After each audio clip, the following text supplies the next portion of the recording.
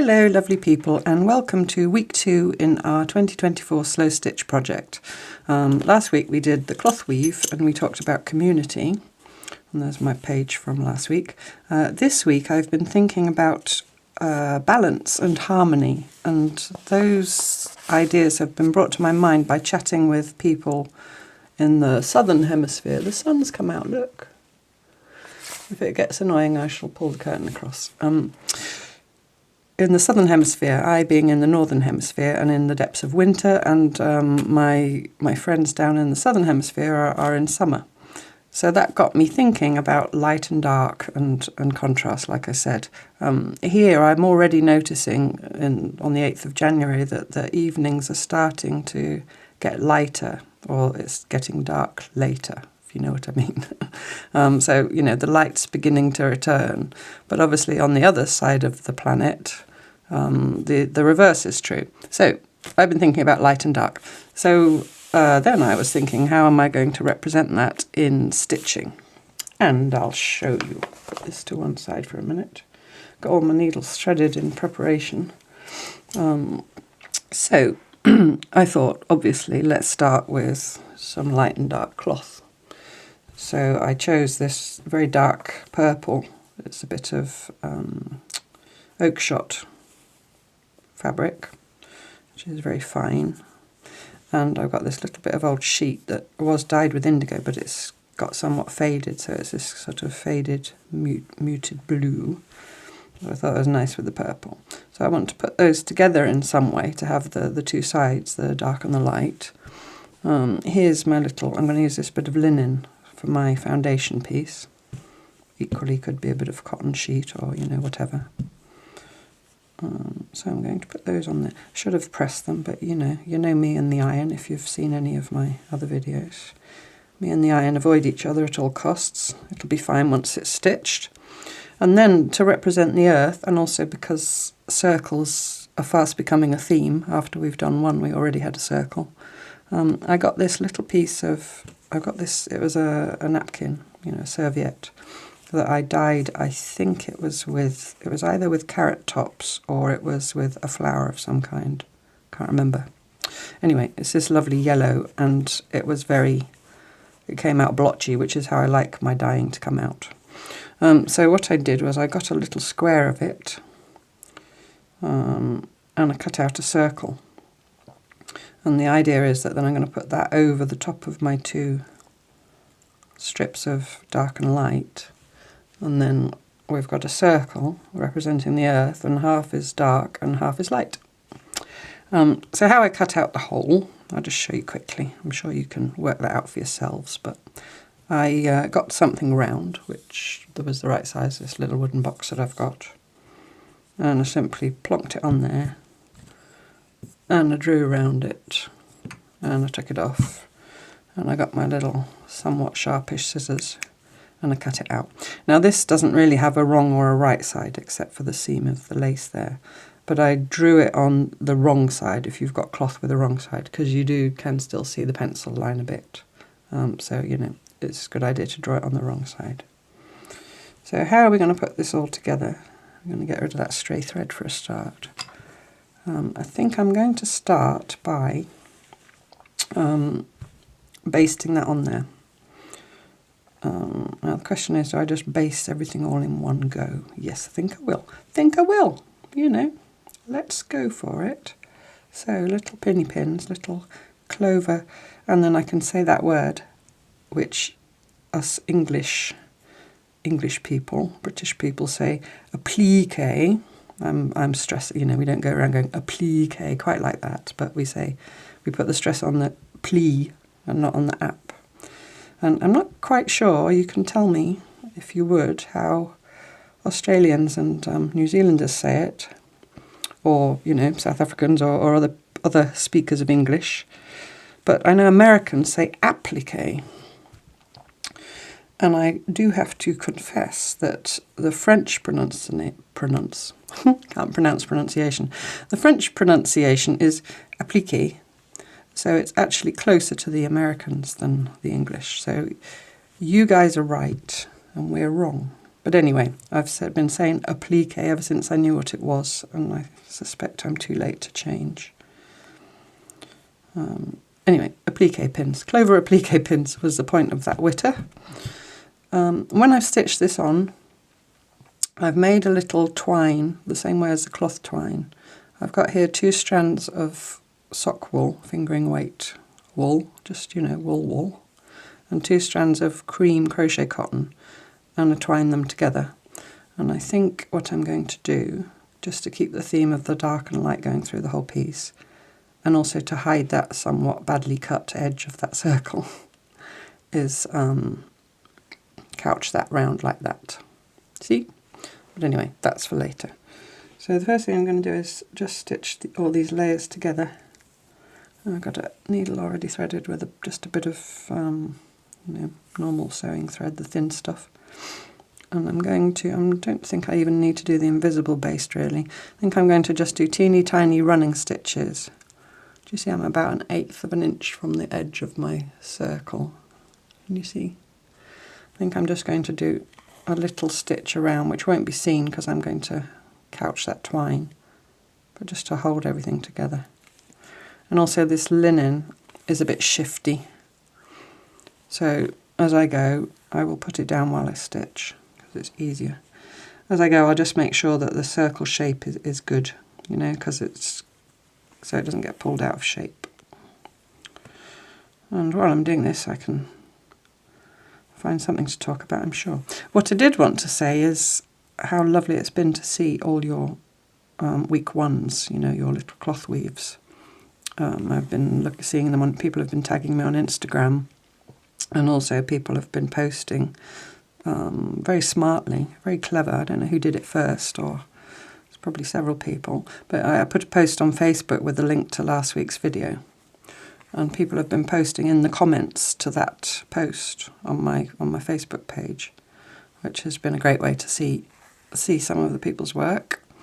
And I've been thinking about a way that we can all in one place see everybody's work, rather than, you know, me doing and showing and you doing and not really having a place to show.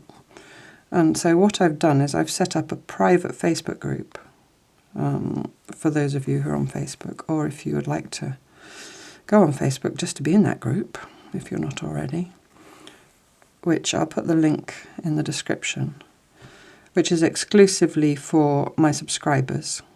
So it's a private group to show this project and also any other things you've made if you've looked at any of my other tutorials. I've put a question, you know, if you've ever joined Facebook groups before, you click join and then there's a question, but the question is only, are you a subscriber to my channel? I believe that helps with not getting bots or whatever they're called in there. But if you just click, you know, yes, obviously, and you'll be in. I'll check it as often as I can and try and let you in as quickly as possible. It depends how many of you all turn up at my door at once, so to speak, at my Facebook door, as to how quickly I manage to get you all in. But anyway, I hope that's a good, you know, I hope some of you like that idea, and then we can maybe, you know, chat a little bit more and get to know each other a bit more, and certainly see each other's work.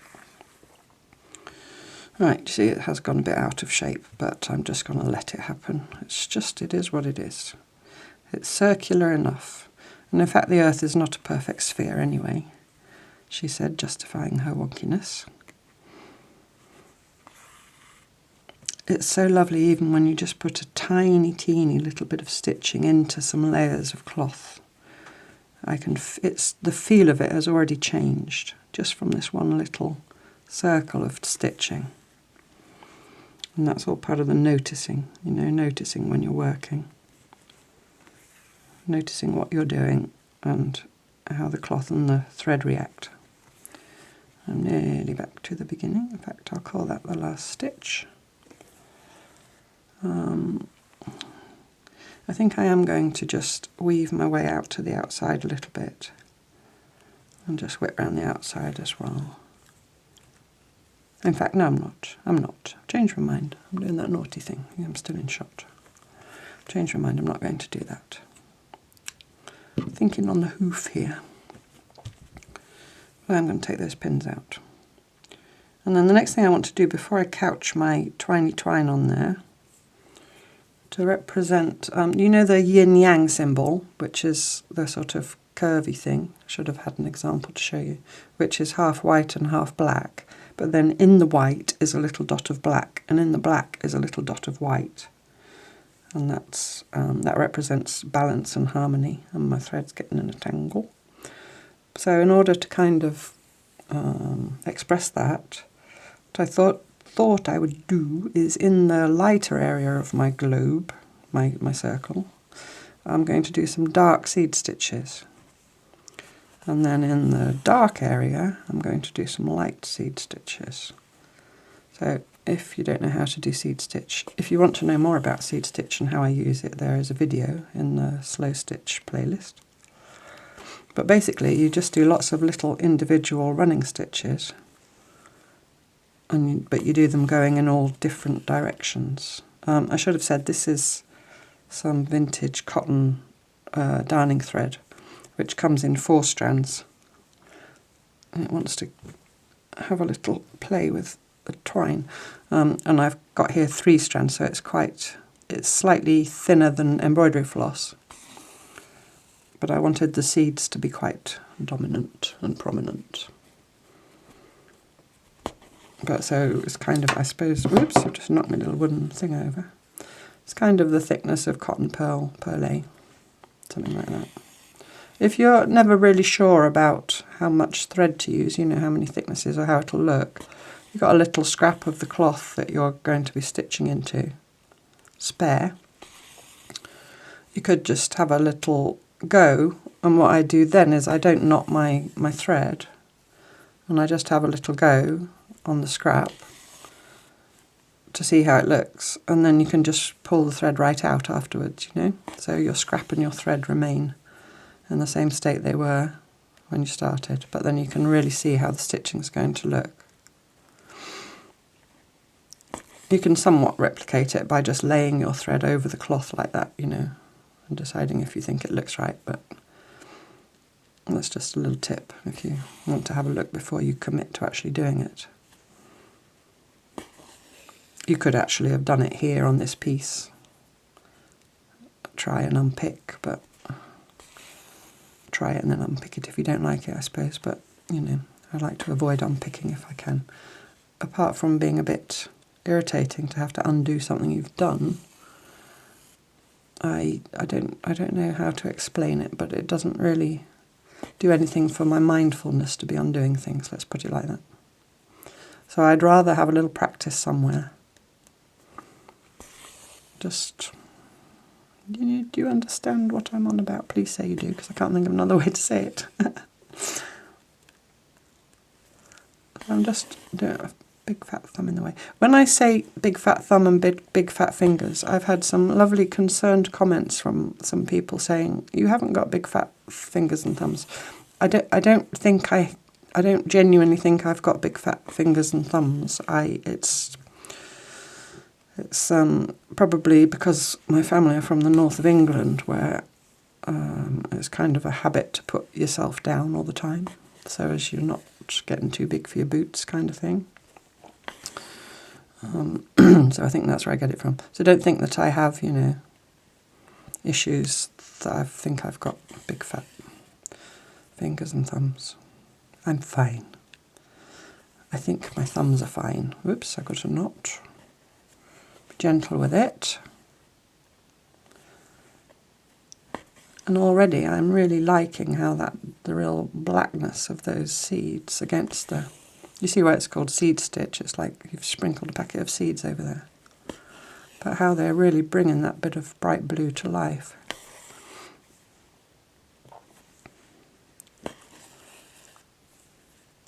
I don't practice these pieces before I film. There's not another one laying over there that I've already made. I choose the cloths and everything so that I'm not here for hours, because it, you know, takes me a little while to go through the scraps and pick. So I do all that off camera. But this is it happening in front of your very eyes. See, now I've got those two which are a bit symmetrical, so I'm going to have to do something about that. So I'm going to go somewhere between them slightly and then go in a different direction. It's always a challenge to make things look random. It's the hardest thing to do, to make things look random. We're always looking for patterns and trying to make patterns. Us humans. Like if you're a gardener, you know, if you want to plant bulbs, for example, in a natural way, like under trees or something, the advice is to get your bulbs in a bucket or in your hands and throw them. Throw them onto the ground and plant them where they land. Well, at various points in my life I have tried to do that, or I've done that, thrown them. But of course, inevitably, you end up saying, well, those are too close together, I'm going to move that one over there, and so on. Really hard to do random.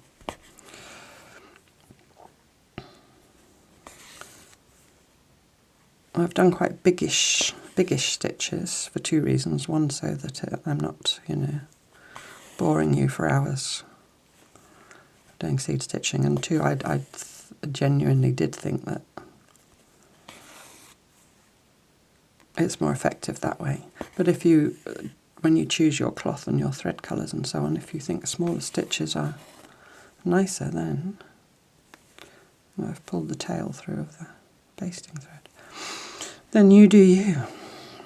You do you. It's the best person to do is yourself. Be authentic. And I find as well, I have learned myself that it's only through being authentic that you are genuinely happy and satisfied with whatever it is you create.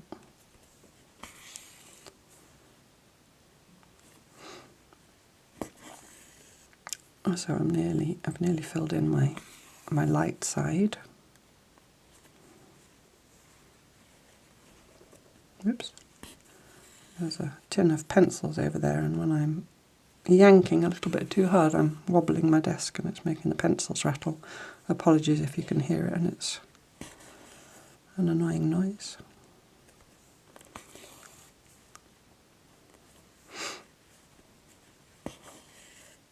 It's going to be lovely to get a second piece in the book. Talking of which, the fact that I'm doing a stitch journal, of course you can absolutely do something different with your pieces. And I made some suggestions about a wall hanging or a scroll, but I'm going to pass on some of the other suggestions that people have put in the comments in case you have missed them. There's been some really nice ideas. Some people are much happier making things with a purpose, and that's absolutely fine, absolutely fine. And some of the ideas for that are, that I've seen, and if you have others, again, well, in the comments and or in our new Facebook group if you go in there. Needle books, you can imagine that this would be the cover of a little book to keep your needles in. Or pouches of some kind. I've got a tutorial on my cloth pouch which is made with collage. I'm going to now do the light coloured seed stitches over on the dark purple part. But you could, if you made these rectangular, if you put a few together, you could make them into pouches, or little square pouches just with a plain back, or use this as the focus on the front. A couple of people, I've brought my tail through again. A couple of people have said that they actually want to make quilts with them, so they're making 6-inch squares, for example. So they'll have 52 6-inch squares at the end, and then they'll join them together in some way to make a lap quilt of some kind. You could make cushions, you could make bags, you could make them square and then make, if you wanted to make a Japanese rice bag, again, there's a tutorial. Sorry, this is not self-publicity, it's just obviously things that I do come to my mind because that's what I do. But, any kind of bag, tote bags or handbags or makeup bags, project bags, any kind of bags in any kind of way you like. So these pieces can become jumping off points for other projects like that, if that's what makes you happy, to actually make useful things. Talking of making things in quantity, because I was thinking if you made each one into a needle book, you'd have 52 needle books, which I would assume nobody actually needs 52 needle books for their very own. I would assume there'd be some kind of sharing or maybe selling or whatever going on with those. But on the pincushion tutorial, this really is an advert for my channel, isn't it? Biscornu, see it below. The Biscornu pincushion, a lady said she was going to make 100 Biscornu pincushions. And I hope that when she does, if she posts a picture of them all somewhere, that I get tagged, because I'd love to see 100 of those all lined up. Wouldn't that be something else? If you're watching, lady who's going to make 100, please do let me know below how you're getting on, how many you've done so far. I think it was for a quilt guild or a sewing group, or I don't exactly remember, to be completely honest.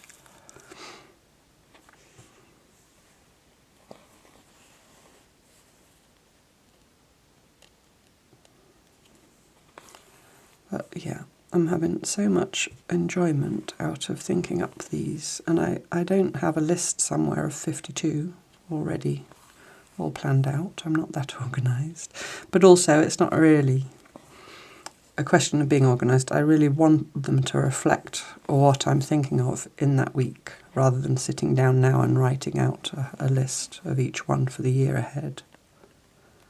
I'd much rather... it's kind of replicating how I used to when I led a Slowstitch group in England in my local art centre.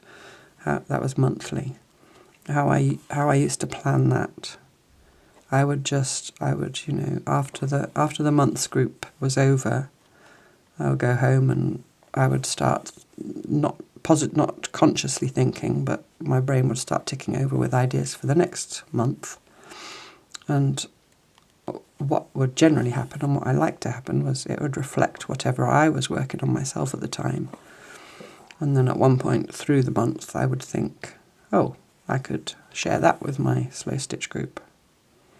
And then that would become the theme of the workshop, and I would plan the workshop around it. And that, for me, I felt much more comfortable doing that. It felt much more authentic. I keep saying that word. It's a bit of a buzzword, but it kind of describes what I mean, really. It was like I was really being myself, you know, and I was really giving something of my own creative practice rather than... Do you understand what I'm wittering on about? Many of you seem to, so that's given me the courage to carry on wittering. So I've nearly done all my lights in the dark, little lights in the darkness. They look lovely. They're almost like little stars in the night sky. Our little fairy lights, our little candles.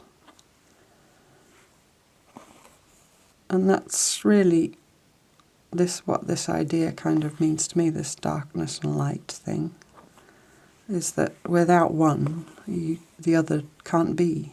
And it's about embracing both, you know, in a literal sense with regards to the seasons and the weather and so on. But also in a kind of metaphorical sense in terms of ourselves and lightness and darkness in our own lives.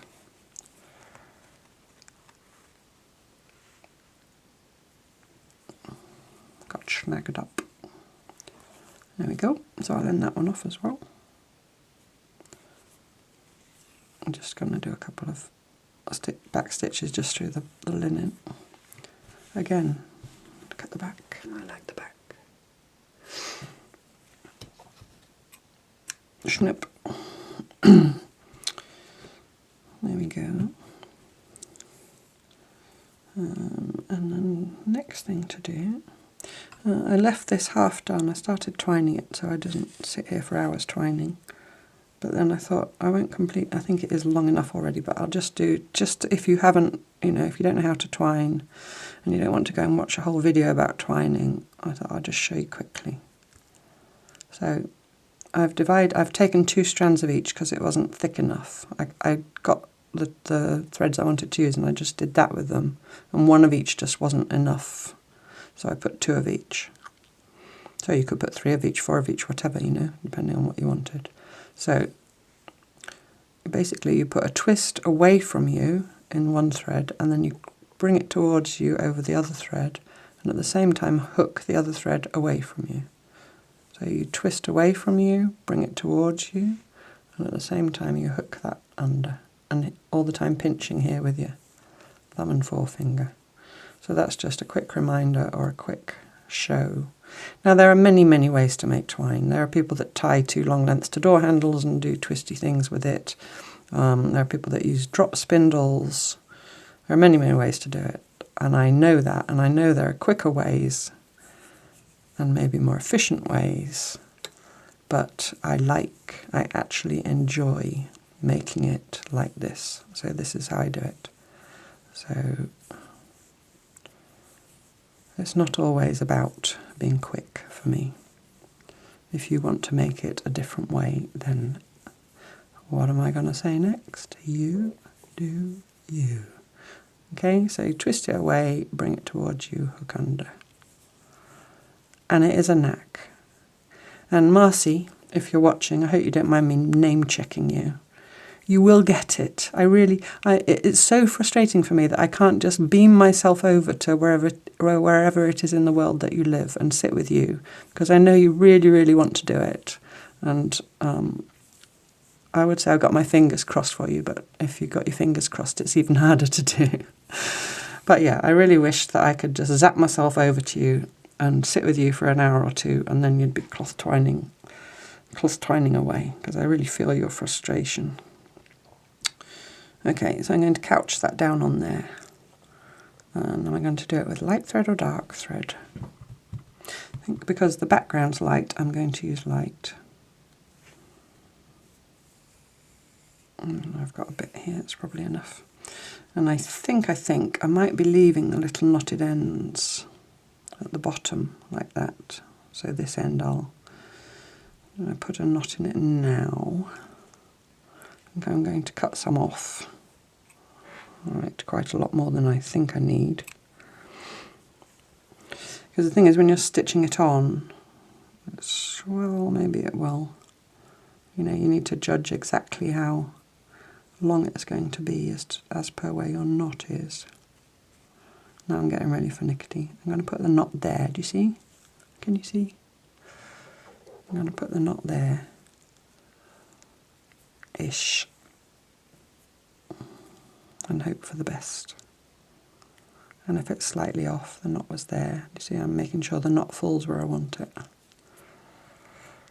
And I'm not going to cut that off yet. I don't know why. I could. And I'm going to always have it going away from me when I'm couching, because I'm right-handed. I always have it going to my left. So I'm going to start where those 2 meet, like that. I don't pin it on, I just find that annoying. I much prefer to hold it and roll it into place as I go. So I'm going to lay it exactly on that cut line of the cloth, and you can see my little running stitch behind it, but I'm quite happy with that. I'd rather cover that cut line, which I find quite ugly. Because it's not cut very straight, and that's just the nature of the cloth. She said blaming the cloth. No, I'm not blaming the cloth. So couching, some people go over and do this movement, you know. I don't. I don't think anybody ever showed me how to do this. I think I just decided for myself how it was done. So maybe I do it differently to other people, but it works.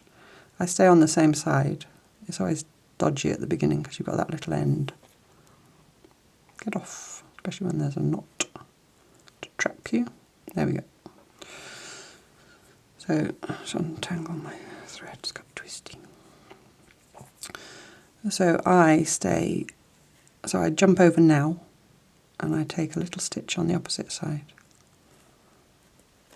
I just find the movement more pleasing to do than the other way. And actually it does, use slightly less thread. Do you see how I'm butting this twine up against that cut edge? Can you see that? Rather than putting it on top of it. I'm really getting into obsessive finickiness there, but just stitch the twine over the edge of your circle somehow. If you didn't want to do twine and you had something thicker, you know, like some thicker wool or that was already variegated, light and dark, you could use that. Or if you didn't have any wool or thick thread at all, you could use little very thin strips of light and dark cloth. Or you could do something like a chain stitch or something like that. And you could just do it just dark or just light. You don't have to necessarily do the light and dark in the one thread. Or you could do the same stitch that I'm going to do around the outside in a minute when I've done this, which I'll show you, which is a double running stitch in 2 colours. Or you could do a whipped running stitch, which is also in 2 colours. And that is where you stitch a row of running stitches in in your dark or your light, and then you take your other colour and you come up, and you don't go through the cloth anymore, you stitch through each stitch. I'll do whipped running stitch at one point in the stitches series.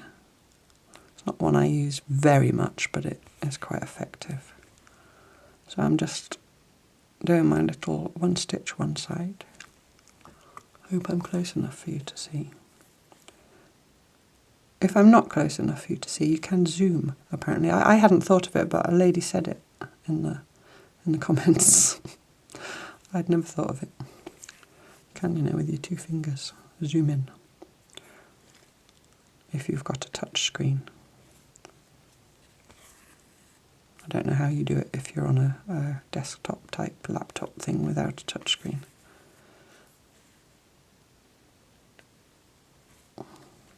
I remember when touchscreens first came out, I thought I'd never get the hang of them. And now if ever I don't have a non-touch, I've only got a tablet and my phone. But my daughter's got a laptop that she uses for uni. And I was trying to look at something on that the other day, and I went like that on the screen without thinking, and of course it's not a touchscreen. It's funny how you get used to things, isn't it? Even an old fogey like me, I'm not that old, but you know, I'm 59 this year. It's the last year of my 50s.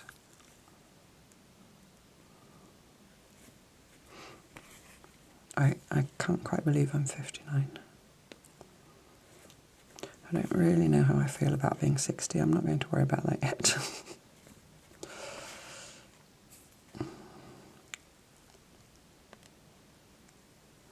Grateful to have gone 59 times around the sun. And that's what I really need to tell myself. So I'm coming round, I'm pushing it up against that. Maybe if you were going to make a quilt or something that was going to be washed or whatever, maybe need to pay a little bit of attention to your construction techniques. I've never really had a problem with things like this on quilts. But then if I have things that come apart or whatever, I just mend them. It's maybe more of a problem if you're planning on giving things away to people. But for example, what you could have done with this cut circle is cut with the seam allowance and then snipped into that where it's curved every so often, and then turn the cut edge under so you don't have the raw edge, and whip stitched it down, which would be like needle turn. I'm going to say that word again. Appliqué. Appliqué. Twisty. Do that when it twists. And it untwists, you hope. I've just about got enough to get back to the beginning. I'm going to find out that my knot is, ooh, a little bit short. Well, one thing's for sure, I'm not pulling it all out. If it's a bit short, then that's how it wants to be.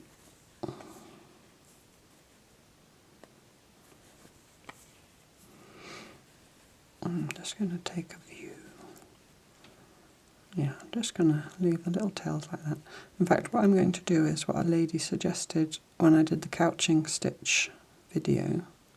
I might just do a little cross over those two tails to hold them in their place when I get there, with my very short piece of thread. So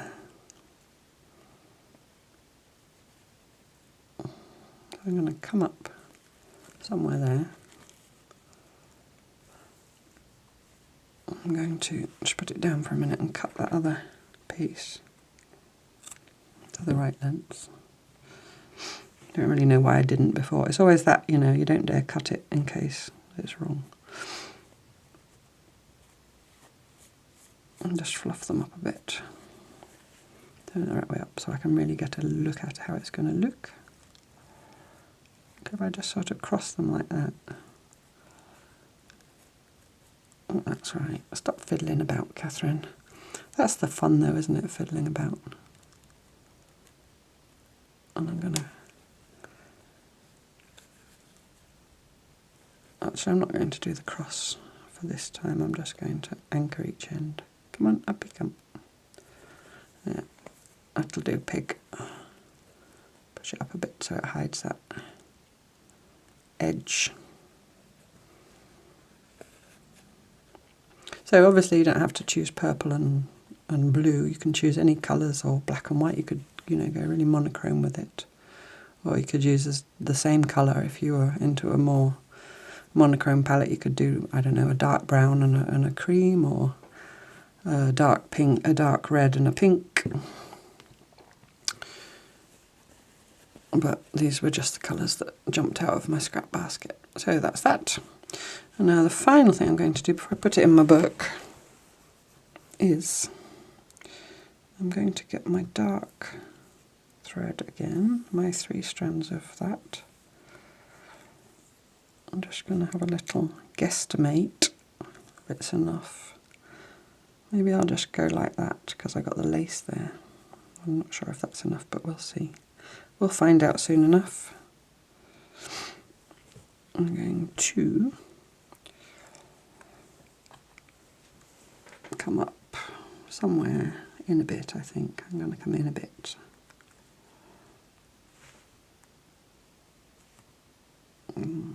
Yeah, about there. I'm going to do fairly big and fairly even running stitches, and even I mean between the size of the stitch and the size of the space. Oh dear, this needle's a bit thin for these layers. I'll persevere. Do you see? So I've got the stitch and the space somewhat the same size. No, I'm changing needles. That's not nice. Not nice at all.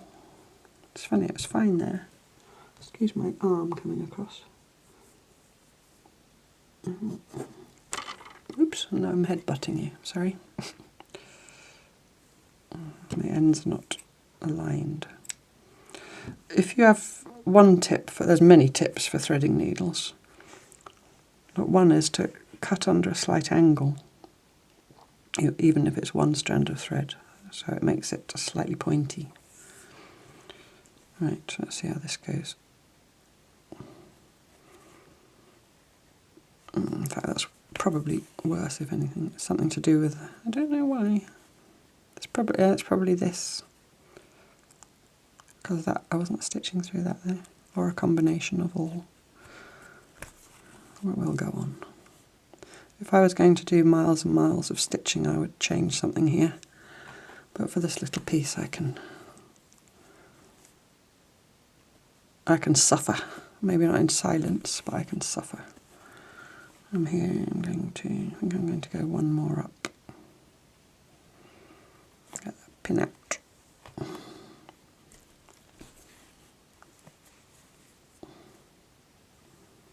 Oops.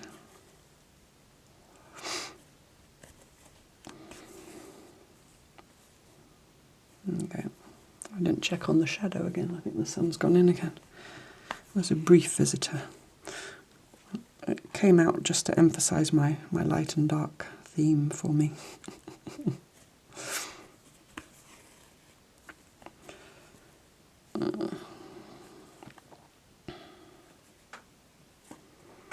And the day before yesterday I took all the Christmas decorations down, the 6th of January being 12th night, because that was what my grandmother always did, so I always do that.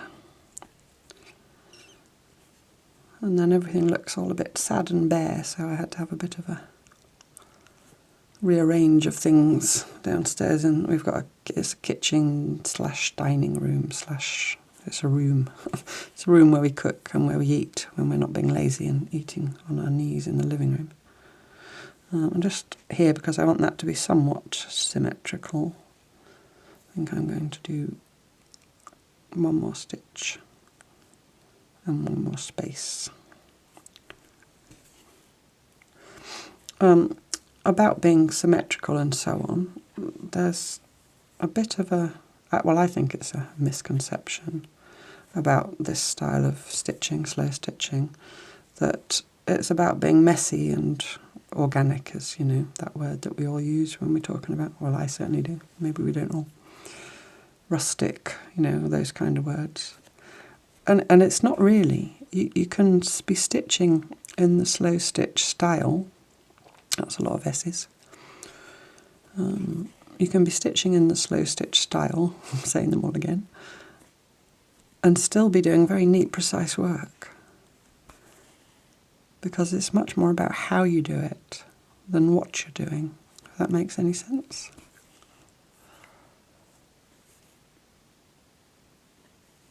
You can do slow knitting, slow crochet, slow scrapbooking, you know, it's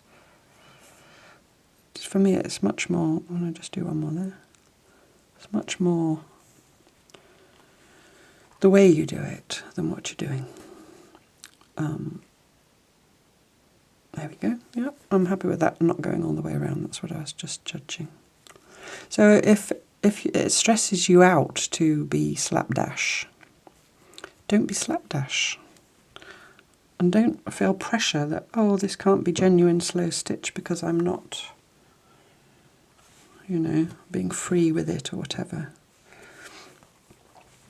Right, now I'm going to go around again in the spaces now with my cream thread. I'm going to get another bit because that's definitely not long enough. I'm not going to put the needle in my mouth because you'll all tell me off. I'm just going to get a good bit. Oops. Oh, these scissors. Oh, these whiskers that aren't mine. If you heard the story that I told about how a lady accidentally swapped her blunt whiskers for my sharp whiskers many years ago. I should just get myself a new pair. Someone did tell me that whiskers have a lifetime warranty and I should try emailing them and saying my whiskers are blunt. And I really appreciate being told that, you know, I could do that. But at the same time, I don't know what that lady was using. Maybe she was using them to, you know, cut up chicken or something. Who knows? Who knows? And so she's blunted them through misuse, and then I'd feel bad.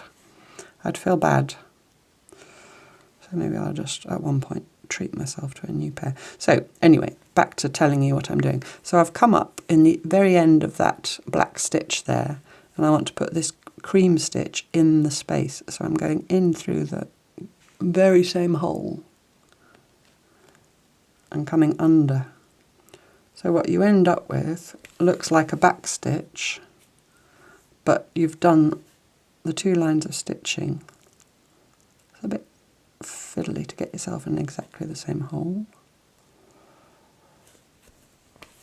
You get caught around the edge of your piece, and it's really effective, especially if you do it with 2. You could do it with any 2 colours, you know. But I really like it with black and white, or black and cream in this case. And it just goes with the whole theme of the dark and light.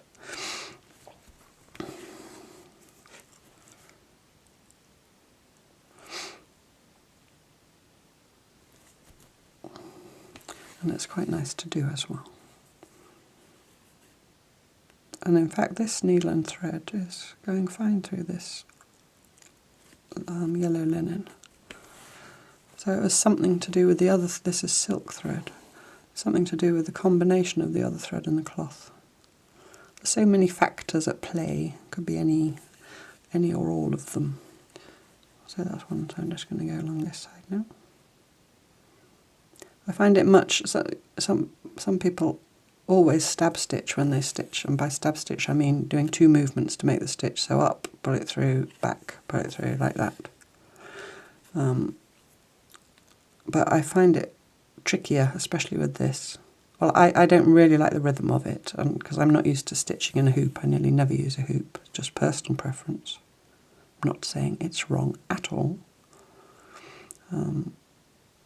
But I much more like the rhythm of doing 1 movement.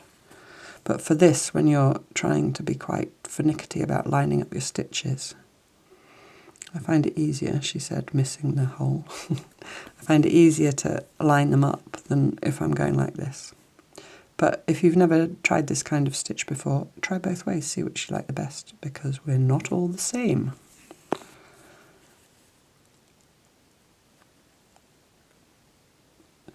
I'm as yet undecided, because for the first week I wrote 1 word, which was community, as you'll remember. I'm wondering if I shall stick to 1 word per week, because I'm going around the corner, I am going to do the stabby thing. Or if it would be okay, because I don't know whether to write balance as 1 word, or if that really says enough, or if I want to put darkness and light, or light and darkness. I can't get through. The right O. There we go. What do you think? What should I write? Wish I could hear you. Or I could write the balance of, maybe I'll do that, the balance of darkness and light. I think I'll do that, and you can obviously write whatever you like. I'm not going to come to your house and inspect. If you put it on social media somewhere and I see it, I'm not going to judge. I'm just here to give you the jumping off point. Nearly there.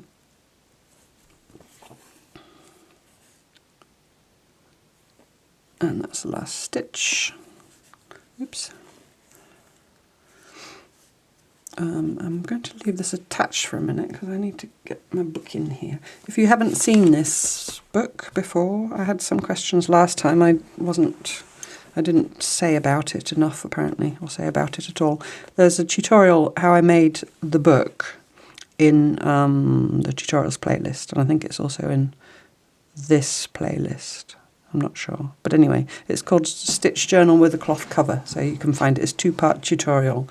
I didn't make the cover as part of the tutorial because that took me, I've been working on that for a year, not non-stop, off and on, but that's many, times hours of stitching, so I couldn't possibly have done that. But so I made this, had the stitch piece, but how I put it all together. And it is paper pages, just to be clear, because some of you have been asking about fabric pages, which is absolutely fine. And this is just normal sketchbook paper, and it takes a stitch. As long as you use a fine needle and a thread, it takes a stitch fine. If you're making a book from scratch that you want to stitch into, you can always just try your paper first with a needle and thread to make sure it's sturdy. But even copy paper, I've not had a problem with. Because I'm now thinking, in terms of sewing this onto here, because this one I sewed at the top, so it flipped up, and there it says community. If I, just to be different, stitch it down there, I think I will. The only thing that's going to be really awkward, because it's so close to the spine. And what I just said about thick, and I'm just going to go for it. And if I rip my paper, you can all go, you just told us it was fine. Not sure I've only got 1 page. I'm just going to pull it out a little tiny bit.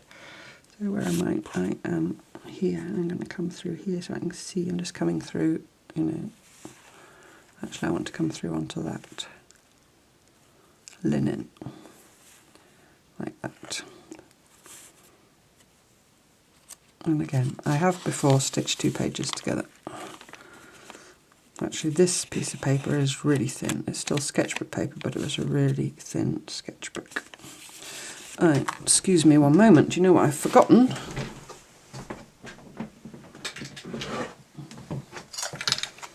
Yay, giant paper clips! Oh, they've got attached. Oh no, they're not. I've turned them sideways because I was using them for bookbinding. So I thought they'd jumped onto each other in the box. I'm going to paper clip. If you could also use a peg or, you know, any kind of clip. But just so it stays, so I don't have to try and hold it in place at the same time. This paper is really thin. So now we'll see if I'm right when I've told you not to worry about stitching in your paper. And to boot, I've got quite thick thread. The easiest way to do this without ripping your book, I think, is to get it face down with just that page.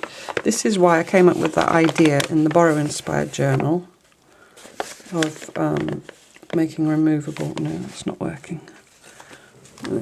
Just if it doesn't work, I shall change my mind and stitch it somewhere else across the top. Right, what I'm going to do is stab stitch. Can you still see? No, I'll move you up a bit. There we go. I'm going to stab stitch because it's easier. So I'm going to go through like that. And then I'm going to come back like that. I would much prefer to do it as a running stitch.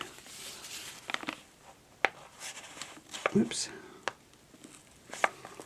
But I think this is easier when it's so close to the spine. I'm doing quite big stitches because I'm scared. I'm afraid. So I want to do big stitches. So nothing bad happens. Now they're all out of line, but I don't mind. There we go. You see, it's quite thin paper, and it's quite thick thread and a thick needle, but nothing bad's happened so far. I wouldn't want to stitch too close together, you know, because if you perforate, you know what happens with perforations. That's what they do when they want you to tear things. So if you perforate, then it'll tear. Nearly there. It's okay. It's okay. There's no need to be scared. One more. Whoops, oh, head butted you again. Do apologise, but I need to see what I'm doing. I'm going to come back up here so I can finish it off in the cloth. I'm just going to go around my previous stitching. Okay, take a little nibble of the cloth.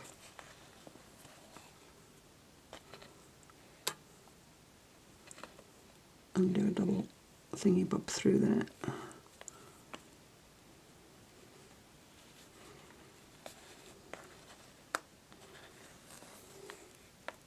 And do you know what? Because that's dangling down there so nicely like that, do you know what I'm going to do? I'm going to look for, that's not the right tin, that's my button tins, they're a little bead in there by chance, a bit big, like a pearl. They shouldn't be in there because that's one of the button tins, but you see the button tin, it's not very interesting, it's just some buttons. In fact, my button collection is very light. I need to, when I go to England, go in a charity shop and get some buttons. I'm going to just, this little pearly pearl on there. Be nice if I had. Do you know what I'm going to do? I'm going to pause, I'm going to go and find some more beads. I'm back with more beads because in our theme of light and dark, I thought, well, let's have, I think that's too big, I can't have that one. Let's have a light bead and a dark bead. There we go. And I want them to lay, and my cover's all ruckled. I said ruckle in another video, and a lady told me that her family name was Ruckle. Wonderful to be called Ruckle. Well, there's a name going back in her family. Right, so I'm going to, could just do a knot, but I'm worried I'd have to do a super duper big knot in order to not come back through there. I'm going to do that instead. And then I'm going, is it long enough to go? Not really. And I'm going to tie a knot through the loop I made. There's maybe other ways of doing it. Well, I could have put a really tiny bead on the end, but I'm just going to do it like this.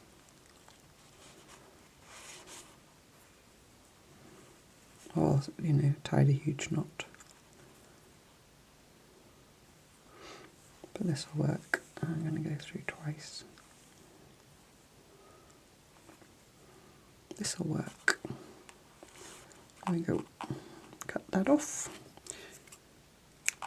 So there we go. Got a little dangle. Get off the giant paper clip. Now get my pencil. I'm going to write the balance of darkness and light. That's what I'm going to write. The balance of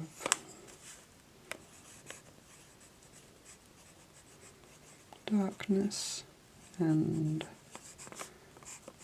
light. There we go. And under there. I like to be able to see the piece and then look at the words. That's why I like to do the flippy flips. I'm going to write the date in the same format, which is 08/01. Did I do 2024? No, just 24. 24. And I'm going to sign it down here. K3N and put a little kiss. There we go. And that's me done for this week. So I hope you liked that. Don't forget about the private Facebook group if you'd like to join. If you don't want to join the Facebook group, please carry on tagging me on Instagram and you know, so forth. I'll look there too. But in the meantime, I'm looking forward to you joining me next Monday for week 3 in our weekly Slow Stitch. Thank you very much for watching. Bye!